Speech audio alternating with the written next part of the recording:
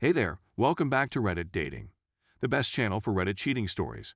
Be sure to like, subscribe, and hit the bell notification for more stories like these. Now, let's get into the video. She 33 female cheated, I 32 male left, but she's not letting go. Pretty much what the title says, but obviously I should provide background to the situation. Okay. I've been with my ex-girlfriend, Vanessa, for the past 5 years. We met at a convention for one of our hobbies, started just talking about the hobby itself, with no other goal in mind. We started dating when she confessed that she liked me as more than a friend, and it was mutual. I just kept quiet because I didn't really want to ruin the friendship, and I wasn't really expecting her to be interested in me. Dated for about 2 years steadily before we moved in together. Our families meshed well together, our friends mingled, and we all became one big mixed social circle. That was a surprise because we both come from very different financial backgrounds, me being raised in poor/middle class kind of finances, Vanessa and her friends and family being really rich. Everything was great for the past 3 years, except when she cheated. Vanessa cheated on me with some random guy. I don't even honestly know why, nor do I really care to find out. I found out a month ago because I took her phone to call up a friend since mine was inoperable at the time. First thing I saw when I unlocked her phone was a message popping up about how some guy loved that bouncing on him the day before. I'll spare you the emotional turmoil I briefly went through. And I'll admit I just put the phone down, told her I was leaving without telling why, and I could see she was confused about me just going out like that. I just didn't want to do something I'd regret, because I did have anger issues in the past, but have mostly worked past those. She probably found out I saw that message, but since my phone was still in the apartment, there was no one way to get in touch with me. I literally just walked around the city for hours until I was so tired that I felt like falling asleep on my feet. I went over to a friend's house and remained with them for the night. The next day, I returned to our apartment and discussed the situation with Vanessa. I informed her that I would not be in a relationship with a cheater, and that was the end of it. I didn't want to know the specifics of what happened, how it occurred, or who the other person was. I simply wanted to get away from it all. She was not in the mood to comply, sobbing uncontrollably, blaming herself, beating herself in the head because she was, and I quote, a foolish cheating C*NT, pleading with me not to go and stating that she would do everything to try and remedy the situation if I left. The whole situation made me feel even more uncomfortable with her, and there was a commotion in front of our apartment building when our neighbors came out to see what was going on and were startled by the ruckus. Even though I was able to get away, the process was made needlessly complex by drama. She made the decision to someone else, and I took the decision to end the relationship because I don't want to be with a cheater any longer. I was able to remove the majority of my belongings from the flat when she was not around, and I assumed that would be the last of it. But if that were the case, I wouldn't be here right now. Vanessa and her family are quite wealthy, as I previously said. She is now using her own, and I assume her family's, resources in order to refrain from providing me with even a single day of any type of reminder of her. Either I'm having presents delivered to my place of employment, or I'm receiving letters and parcels in the mail from all over the world. Or she just hangs out with one of her friends somewhere where she knows I'm going to be. I have no idea how she knows, and this is making me feel paranoid, because I keep thinking she might have someone following me trying to get me to talk to her about something I'm not comfortable talking about.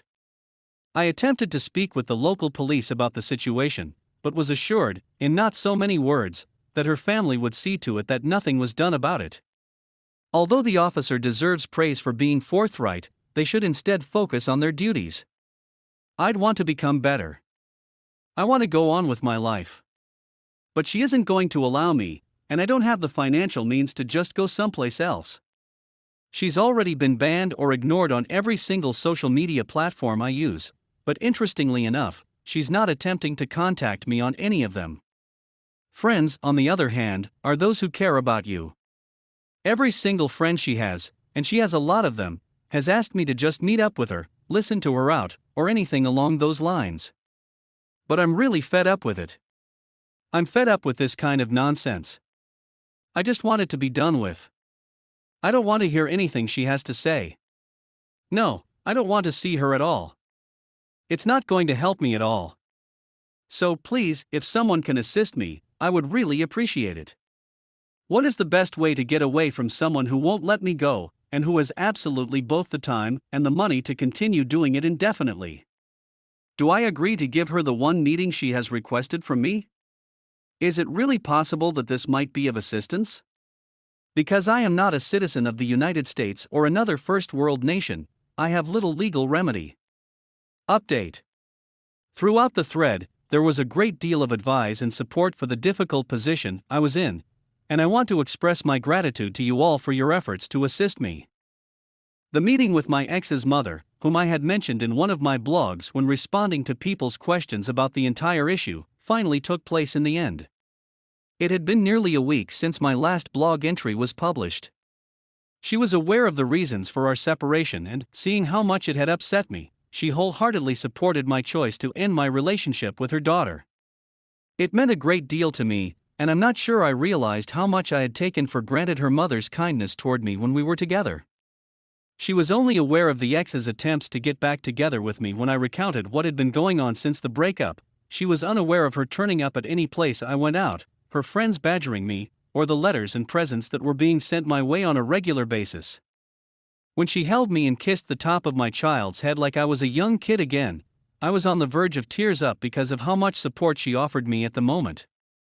I was both ashamed and thankful at the same time. I simply needed some space and time to get over this mess, and I believe she understood what I was saying. As a result, when we spoke about it in public, she assured me that she would bring her daughter back in line, that she would leave me alone, and that she would stop bothering me. We continued to converse for a little while after that, but eventually parted ways. The harassment from the ex-boyfriend lasted for a few days until it was fully ceased. There were no messages, no phone calls, no unexpected visits where I was hanging out, or anything like that. So far, she hasn't responded to my emails after 3 weeks. It's been a dream come true. It's as if a great weight has been lifted off my shoulders, and I'm not even bothering to peek at the entrance of a location where I'm now hanging out to see whether it's the ex or one of her pals. My buddies were the ones that brought it to my attention since I hadn't even noticed it myself.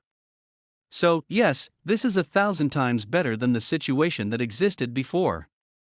I did speak with my ex's mother one more time on the phone, and I expressed my gratitude for whatever she had done for her daughter, to which she responded that it was the least she could do.